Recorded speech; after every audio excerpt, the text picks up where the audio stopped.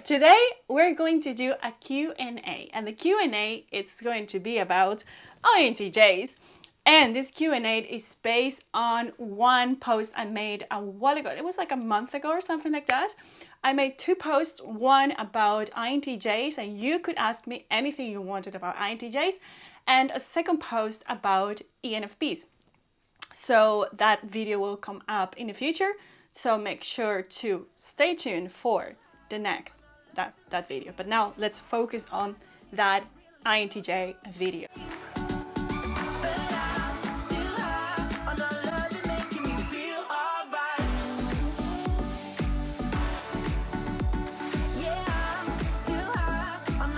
My name is Mindy and welcome back. If this is the first time here, make sure to subscribe because I post 2 videos every week, or sometimes one, but and activate the bell icon as well. That is going to tell you when I have a new video uploaded. All right, the first question I'm going to take today is how young INTJs can emulate empathy.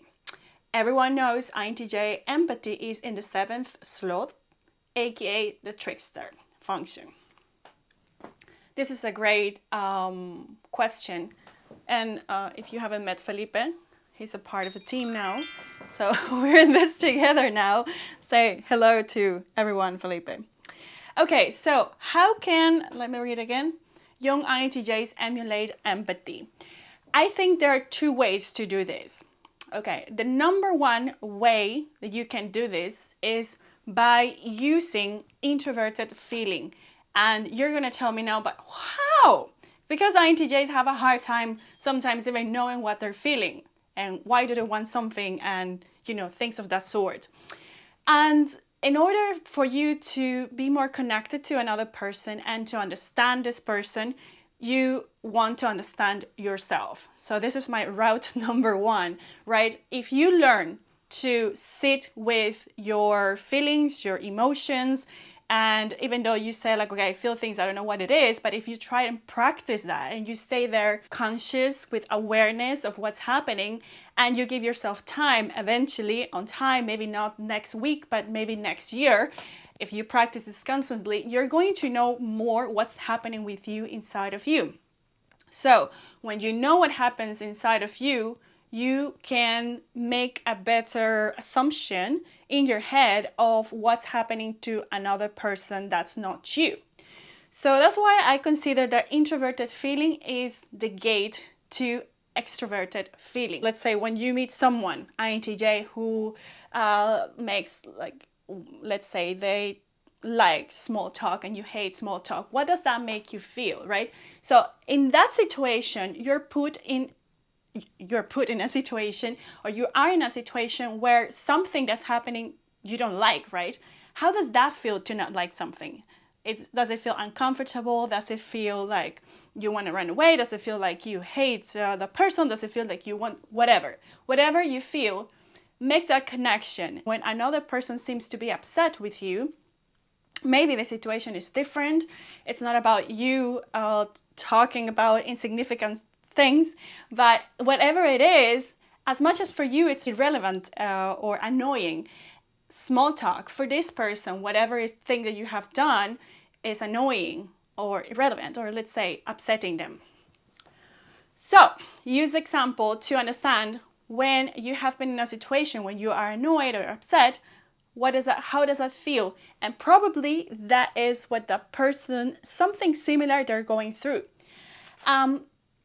The way number 2 that you can reach, or younger INTJs can reach this empathy, is by pure logic. And I have said this to my coaching clients. You don't need to feel things, you just need to acknowledge and get the feedback of another person. If the person says, I don't like it when you look at me with the death stare, just to give an example, believe them. And I say this in other videos. Go and check out my INTJ playlist because you're going to learn a lot.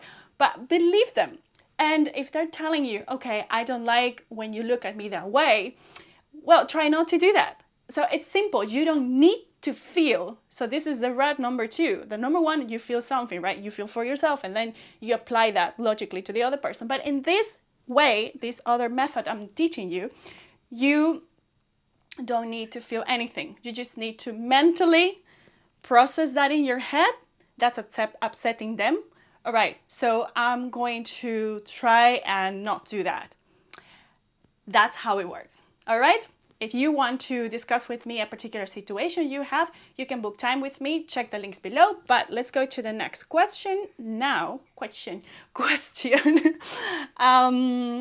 It says, how not to think the world as a gigantic crap hole, since we INTJs see the world as it is, and ITE, as near as possible, without logical biases and personal judgments. We are liable to see the rotten spots, scores on people and organizations, which will cause an IFI loop in some point. How to find a purpose, something truly meaningful as an INTJ. This is a very long one, but okay.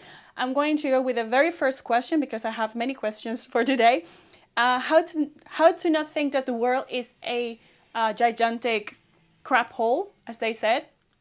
Watch a video I have published, I think 2-3 weeks ago. The video is there, and that is about the INTJ negativity bias. So how INTJs experience lots of negativity and what they can do to become a little bit more positive. Okay, watch the video. That's the answer to this question. So next question. How not to look with an intense piercing gaze. Others get defensive by that. Okay, how not to do this? Oof, this is an interesting one. Okay, I would say, why don't you ask a friend, someone near you, like your spouse or your parents or someone, of your trust, and you ask them, okay, tell me when I'm looking at you or when I look at someone with the death stare, piercing gaze. So tell me when that happens, and if you want to change it, of course, because some people would say, I don't want to change it, then don't change it. But if you want to work on that, I would say ask someone to let you know when you have that death stare, and then go and revise what was happening in your head, right? Because this can also happen due to a tertiary introverted feeling function where you are not aware of what's happening like inside of you, like your emotions or your thoughts provoke certain body language, certain emotions that you're not even aware of and you don't even know that they're emotions. So if someone points out at the moment when this happened, maybe you can go and check, okay, what was I thinking in that moment? So you check, what was I thinking? Okay, I was thinking that that person was stupid, and then I disconnected and I went to think about the laundry I have to do later, just to give an example.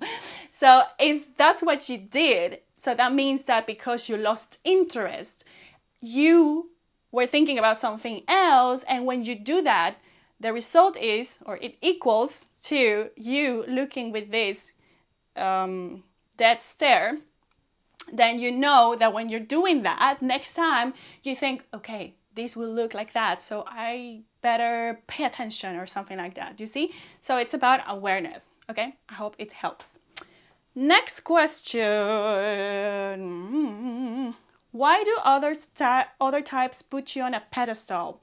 On a scale from 1 to 10, how arrogant do you think you are? Me, myself, how arrogant I think I am? I don't think I'm arrogant. But yeah, let's say I'm a 2 arrogant, maybe. Or yeah, maybe, no, I don't think I can go higher than maybe 3, but in particular situations. And how arrogant do I think that INTJs are? Well, this is just a variety. Like, there are so many INTJs, I cannot put a number on that. I'm so sorry. Why do others put INTJs on a pedestal? Because INTJs are intellectual, because when they open their mouth, they have a reason why they're doing that. And so they are not the kind of people that would just like spit any words that come to their head. So they will be thoughtful about what they're doing and like how they're speaking, talking, whatever. So I think that is one reason why people put them on a pedestal, because they come across as intelligent people. Is there any overlap between Enneagram and Myers-Briggs for INTJs?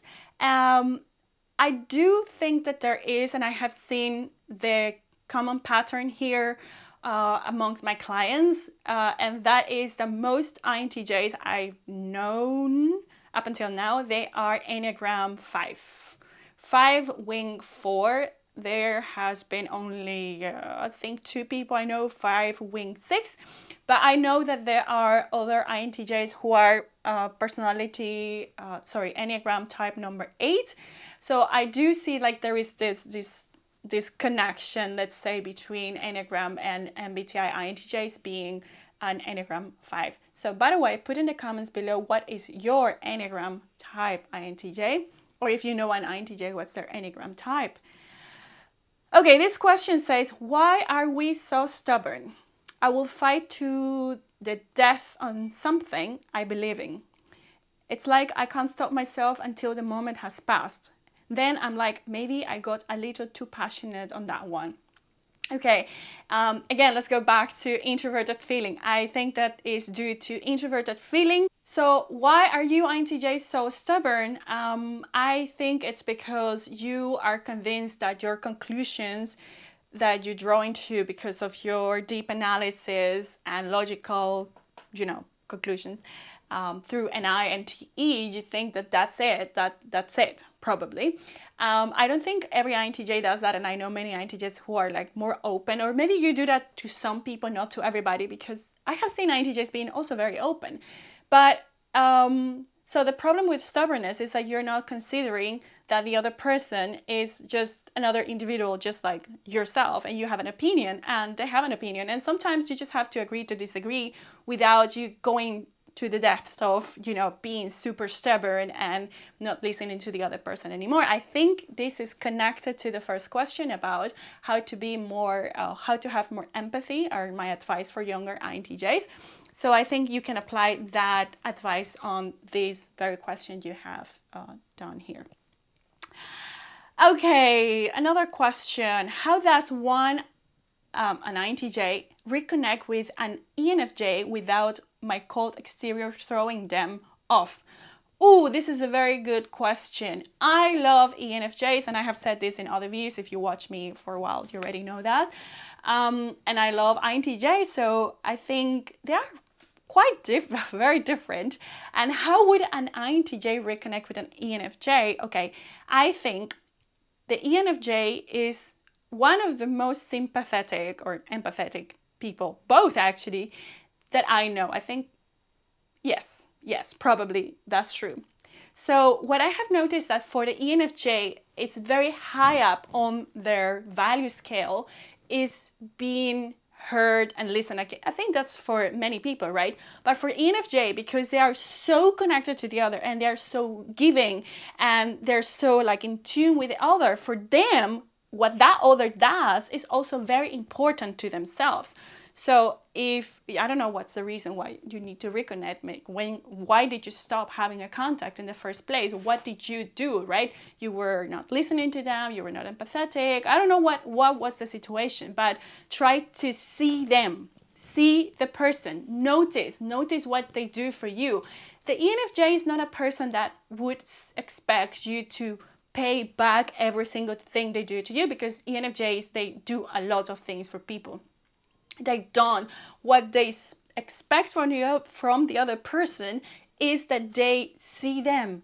And when I say see them, I mean notice what they do, appreciate what they do, be happy about what they do and how they do it. Like, praise them. They love to be praised. So that's a few tips I can give you about ENFJ. Again, for all of these questions, if you have something that you want to go in depth, you can book time with me. Check the link below. Okay. How can INTJs resolve inner conflicts? What can their surrounding people do to help? Okay. First of all, I understand that you want to put this on the other people, and I don't know if I'm misunderstanding what you're saying here. This question by Mayul Verma.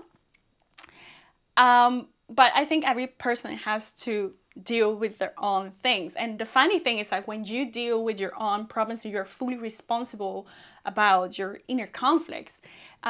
These tends to affect your relationship with the other people, and the other people tend to also interact with us in a different way, in a different manner, because we have changed our behavior, because we change. If we change, many people can change. I mean, not everybody will change, but you have higher chances of getting that like different reaction from people. How can INTJs resolve inner conflicts? I have another video where I talk about INTJs development path, and the video is this one, so I advise you to go and check it out. And another video that will help you also with relationships and your development in relationships is my video about INTJs dating and relationships, for you to see that I have a lot of video for you. That video is right here. All of these videos are quoted in the description below. Next question says, what are the factors of why INTJs have a hard time of being aware of their impacts on others, especially their role in relationship issues? They seem much more aware of how the other people impact them, but lack this awareness of their own role to play. Why is this? I have said it throughout this video, and I love to see that you INTJs are very interested about having better relationships. The answer is it's because of your introverted feeling, being a tertiary function. You're more in tune with your intuition, pattern recognition system, and logical thinking and way of connecting ideas. So you're not that much in touch with your needs, your emotions, none of that. So that makes you also, because you're not aware of your own things, you are not very aware of what happens to the other. And go and check out my video again about INTJ dating and relationships. The link is below. Why is it so hard for people to understand my thoughts throughout my childhood? Well, as a result, I've become a really good public speaker. So thanks, I don't know what I mean, but why is it so hard though? Well, I don't understand this question so much, and this question is by Bob Vismo, because why do they want to know why was it hard for people to understand their thoughts throughout the childhood, but they're doing well now? And so it's a bit confusing, but okay, let me just respond. Why I think it's so hard for people to understand their thoughts, because people is, this will sound a bit funny, but people cannot guess what is in your head. So I noticed that the younger the INTJs, the difficult it is for them to put into words their thoughts. And even worse, their feelings, right? And the feeling part I'm saying throughout this video is like a process. It's a learning process for every INTJ, just as if it is for me and ENFJ to develop my last two functions, right? It's just for everybody the same.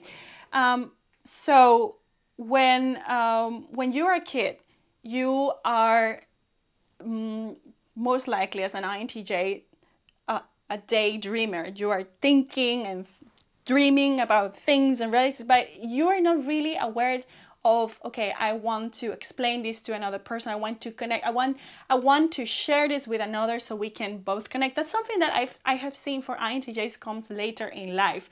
And when they start doing that, then maybe they bump into an ENFP and life becomes funnier. Oh, well, maybe with another personality type. So it is not their nature, but it is not impossible, and this person has reached the point where they are right now working as a public speaker. So you can see it is possible. I'm going to take maybe one more question. Why do I have to dump myself down to interact with common folk? Where are all the nerds at? Well, I don't think you have to do that to yourself. And I understand, well, let's go back. I have a video where I talk about why I hate small talk. The video is right here. And I do feel you, because I know that this kind of question comes from a person who has been interacting with people who we intuitives consider them to be superficial or non-interesting, right? So what I can give you an advice is based on my my experience. First of all, you don't have to interact with people you find not interesting, but there are some situations in which you will have to put on a sort of smile and go along or get along with that, because sometimes you have to. Let's say in work environments, or if let's say you are meeting I don't know, someone invited you and you need to go there because it's your neighbors, whatever, like events. So you see there are some social circumstances in which you want to continue to be connected to that people from one reason to another, even though you are not particularly the best friends of the world with them. But so that's the occasion when you have to kind of play it, but you don't have to pretend and be there 2-3 hours if you don't want to. You just go briefly and that's it. So shortly, I don't think you have to, you must do it. I would altogether prefer to have fewer interactions with more with more interesting people than having a lot of interactions with a lot of superficial people. So maybe you came to the wrong place because I don't know if you expected me to tell you, okay, you should go and push yourself. I don't think so. But as I said, I think that there are some social settings that require you to be more to deal with the small talk and the superficial talk. Oh my goodness, I have forgotten Felipe is here. Hi, Felipe. Okay, let me see if I can take one more. This video is turning very long, so I have to cut it soon. Let me see. I want to convey my inner emotions in a sincere way. I wish to have more communication with those around me in this fashion. I state my feelings, but I'm lacking in the expressive nature. I never want to be insincere. I'm struggling in finding balance, progress, etc. Okay, listen.